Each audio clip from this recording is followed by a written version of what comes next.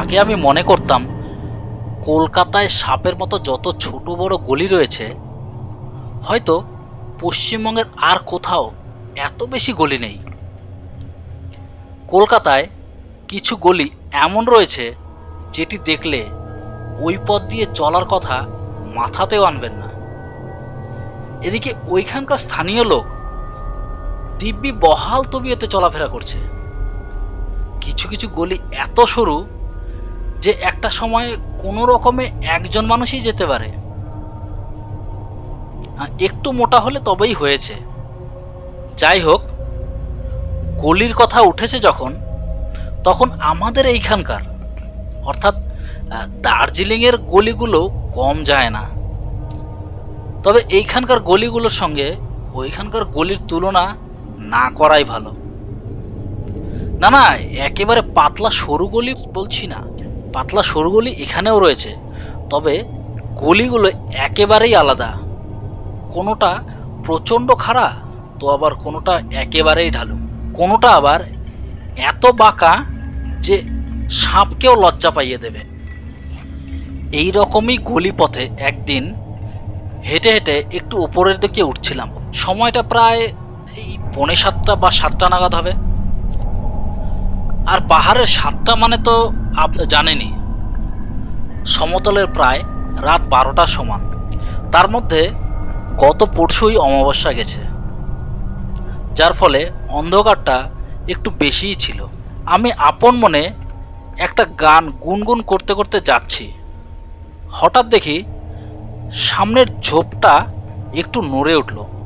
আমি দাঁড়িয়ে পড়লাম, কারণ এইসব দিকে তো ছোটোখাটো জন্তুর কোনো অভাব নেই। ওই যে আবার, হ্যাঁ ঠিক আবার, এবার একটু বেশিই নড়ে উঠল মনে হচ্ছে। আমি আশপাশটা ভালো করে দেখতে লাগলাম, কিন্তু না, কিছুই তো তেমন চোখে পড়ছে না। এদিকে আমাকে ওই দিক দিয়েই যেতে হবে। পেছনের দিকে একটু দূরে দেখি একটা গাছের ডাল ভেঙে পড়ে আছে, সেখান থেকে একটা টুকরো ভেঙে নিলাম। হ্যাঁ, মনের মধ্যে এবারে একটু সাহস পাচ্ছি।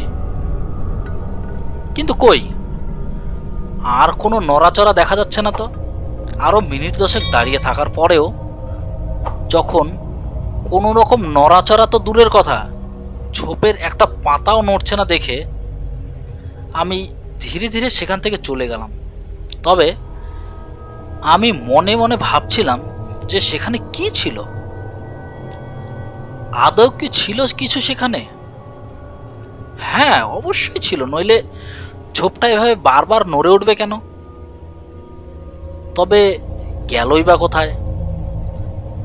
একটা প্রাণী তো আর এমনি এমনি উধাও হয়ে যেতে পারে না। আমার মাথায় এটা আসেনি কেন? সেখানে তো একটা সাপও থাকতে পারত। হ্যাঁ, সাপই হবে, অন্ধকারে হয়তো দেখতে পাইনি। বা এমনও তো হতে পারে যে যখন আমি লাঠিটা ভাঙি তখন হয়তো পালিয়েছে। সেদিন রাতে খাওয়া দাওয়ার পর অভ্যেস মতো ছাদে হেঁটে বেড়াচ্ছি, দেখলাম আমাদের পাশের বাড়ির ছাদ বাগানে একটা গাছ একটু অস্বাভাবিকভাবেই দুলছে। না, ঠিক দুলছে না, কেউ যেমন হাত দিয়ে ইশারা করে ডাকে, ঠিক সেই রকম করেই ওই গাছটিও যেন আমাকে ডাকছে। মনে হয় সে বলতে চাইছে, আয় আমার কাছে আয়, তোকে আমার খুব প্রয়োজন, তুই আয়। এটা ভাবতেই আমার সারা শরীর কেঁপে উঠল। আমি তাড়াহুড়ো করে নিচে নেমে এলাম, বেশি সময় নষ্ট না করে ঘুমোতে চলে গেলাম। কিন্তু কিসের ঘুম?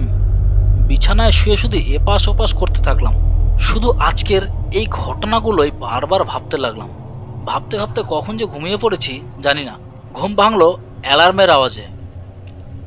প্রতিদিনের মতো সকালে সব কাজ সেরে অফিসের জন্য তৈরি হচ্ছি, ঠিক তখনই আবার অ্যালার্মটা বেজে উঠল। কি ব্যাপার? এখন আবার কিসের অ্যালার্ম? আমি তো কোনো অ্যালার্ম সেট করিনি।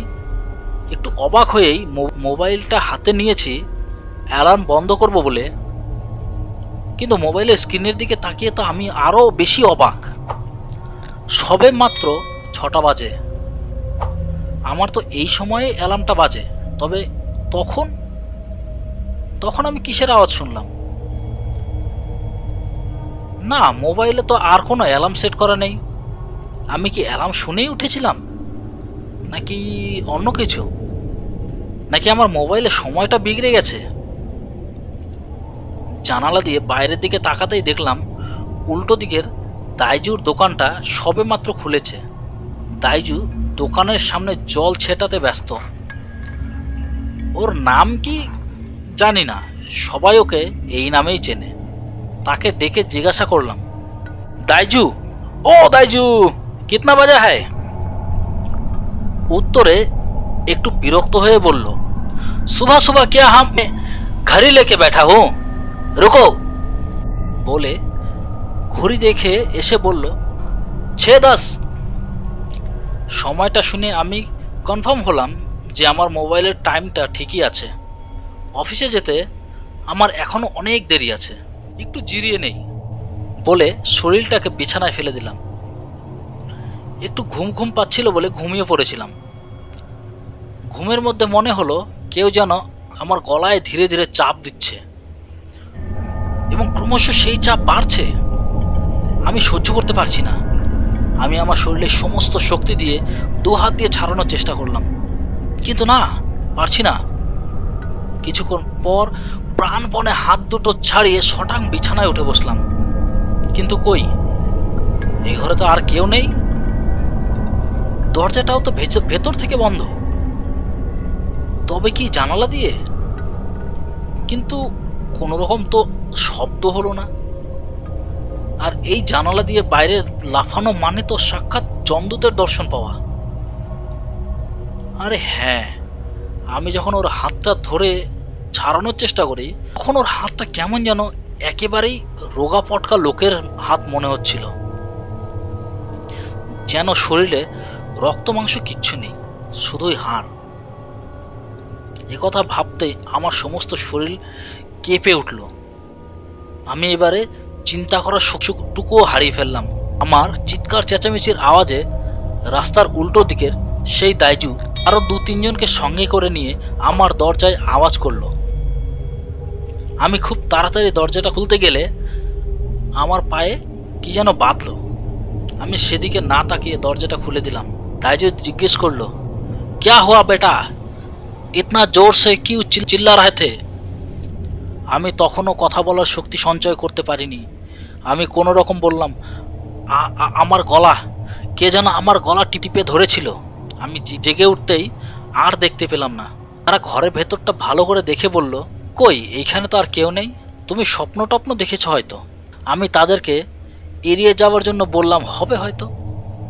তারা চলে যাওয়ার পর কিসে হোঁচট খেয়েছি সেটা দেখার জন্য একটু নিচু হতেই দেখলাম একটা ছেঁড়া ফাটা কাগজের টুকরো।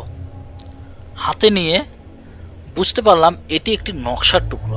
সেদিনের মতো কাগজটি টেবিলের ওপর চাপা দিয়ে রেখে অফিসে চলে গেলাম।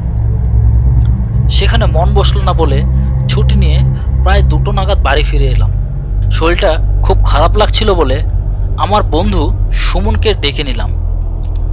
সুমন আমার স্কুল লাইফের ফ্রেন্ড। সে এলে তাকে সব কিছু খুলে বললাম, আর কাগজের টুকরোটাও ওকে দেখালাম। সুমন ভূত প্রেতে বিশ্বাস করলেও কোনোদিন তার ওই রকম অভিজ্ঞতা হয়নি। সে কাগজটা ভালো করে দেখে বলল, এই জায়গাটা কেমন যেন চেনা চেনা লাগছে। এই বলে সুমন আমাকে নকশার ব্যাপারটা ভালো করে বুঝিয়ে দিল। সবশেষে বলল, চল আজই একবার সেখান থেকে ঘুরে আসি। আরে বেশি দূরে তো নয়, মাত্র 10 মিনিটের পথ। আমার মধ্যে কোনো রকম সাহস ছিল না, তবে সুমন সঙ্গে আছে এবং দিনের আলো থাকতেই আমরা সেখান থেকে ঘুরে আসব, তাই রাজি হয়ে গেলাম। ঘণ্টাখানেকের মধ্যেই বেরিয়ে পড়লাম। নকশাটা সুমনের হাতে। একটা জায়গায় গিয়ে সে দাঁড়িয়ে বলল, এবারে নকশাটা দেখে চলতে হবে, বুঝতে পেরেছিস? বলে ও আগে আগে চলতে লাগলো। আমি ওর পেছন পেছন চলতে লাগলাম। 2-4 পা হাঁটার পর সুমন একটা একেবারে সরু খাড়া রাস্তা ধরলো। একটু হাঁটার পরে ডান দিকে বাঁক নিল, পরে বাম দিক। এভাবে ডান বাম করতে করতে দুজনেই এগোতে লাগলাম। এভাবে কতটা এসেছি তা বুঝতে পারলাম না, কারণ পাহাড়ে আঁকা বাঁকা রাস্তার কারণে সহজে দূরত্ব বোঝা যায় না। তবে মিনিট 15 করে চলার পর একটা বহু পুরনো শ্মশান দেখতে পেলাম। হঠাৎ সুমনের চোখে পড়ল ভাঙা চিতাটার পাশে একটা পুরনো অর্ধেক পোড়া বই পড়ে আছে। সুমন বইটা হাতে নেওয়ার জন্য যেই না একটু এগিয়েছে, অমনি একটা মোটা গাছের ডাল ভেঙে পড়ল। আমি এক ধাক্কায় সুমনকে ফেলে দিলাম। সুমন ছিটকে গিয়ে চিতার এক কোণে বাড়ি খেয়ে পড়ে গেল, আর আমি পড়লাম ওই ডালটার নিচে। সুমন তাড়াতাড়ি করে আমার ওপর থেকে ডালটা সরিয়ে আমার হাত ধরে টেনে তুলল। আমি ওর দিকে তাকাতেই দেখলাম ওর কপালের কোণে অনেকটা কেটে গেছে, কানের পাশ দিয়ে রক্ত চুইয়ে পড়ছে, আর আমার কোমরেও অনেকটা লেগেছে। সেই কারণে আমি ঠিকমতো দাঁড়াতে পারছি। সুমন উপরের দিকে তাকিয়ে আমাকে বলল, কিরে, ঝড় বাতাস কিছুই তো নেই, তবু এত মোটা গাছের ডালটা কি করে ভেঙে পড়লো? আমার মুখে কোনো শব্দ নেই, আমি চুপ করে শুধু ওপরের দিকে তাকিয়ে আছি। হঠাৎ সুমন আমাকে বলল, তুই কি একটা জিনিস লক্ষ্য করেছিস? কি? আমি বললাম, কি না, তুই দেখ আমাদের কাছে যে কাগজের টুকরো রয়েছে আর ওই বই প্রায় একই রকম। আমি সুমনের কথা শুনে বইটার দিকে তাকিয়ে আরো বেশি ভয় পেয়ে গেলাম। সুমন বলল, দাঁড়া, বইটা নিয়ে যাব। বলেই যেই না সামনের দিকে এগিয়েছে, অমনি কোথা থেকে যেন অনেকগুলো শেয়ালের ডাক ভেসে এলো। ডাক শুনে 4-5 পা পিছিয়ে এলো। সুমন বলল, শুনতে পেলি শেয়ালের ডাক? মনে হলো চিতার মধ্যে থেকে শব্দটা আসছিল। আমি ওকে ভয়ে ভয়ে বললাম, এখানে আর একটু দাঁড়ানোর প্রয়োজন নেই, তুই চল এখান থেকে, আমাদের বইটা লাগবে না। সুমন বলল, আরে দাঁড়া দাঁড়া, যাবো তো বটেই, তবে ওই বইটা নিয়েই যাব। আরে তুই বাদ দে তো, দেখলি তো একটুর জন্য তুই আর আমি প্রাণে বেঁচে গেলাম, তারপরও তুই ওই বইটার কথা বলছিস? সুমন আমাকে বলল, তাহলে তুই বল, ওই বইয়ের ছেঁড়া কাগজ তোর কাছে কেন? কালকে থেকে শুধু তোরই সঙ্গে এই রকম হচ্ছে, আর কেনই বা বারবার ওই বইটা আনতে গেলে অলৌকিক ঘটনা ঘটছে? চল, এবারে তুইও যাবি আমার সঙ্গে। বলেই আমার হাতটা ধরে ঝাঁকুনি দিল। আমার হাতে ঝাঁকুনি অনুভব করে আমি যেন অন্য জগৎ থেকে ফিরে এলাম। ওকে বারণ করা সত্ত্বেও সুমন আমাকে কিছুটা জোর করেই নিয়ে এগিয়ে গেল। না, এবারে আর কিছু হলো না। বইটা হাতে নিয়ে সোজা বাড়ির পথে রওনা দেব। কি আছে ওই বইটিতে? কেনই বা সুমনের ক্ষতি হতে যাচ্ছিল, আর কেনই বা ওই বইয়ের ছেঁড়া অংশ আমার কাছে? জানতে হলে এই চ্যানেলে ভিজিট করতে হবে। তাই যে সকল বন্ধু সাবস্ক্রাইব করনি তারা অবশ্যই সাবস্ক্রাইব করে বেল আইকনটি অন করে রাখবে। এই গল্পটি ভালো লাগলে লাইক করো, আর তোমাদের গুরুত্বপূর্ণ মতামতটি আমার সঙ্গে শেয়ার করো। তোমাদের কাছে যদি কোনো অলৌকিক অভিজ্ঞতা থেকে থাকে তাহলে তোমরা আমাকে সরাসরি মেল করতে পারো। আমার মেল আইডি স্ক্রিনে দেওয়া রয়েছে। ধন্যবাদ।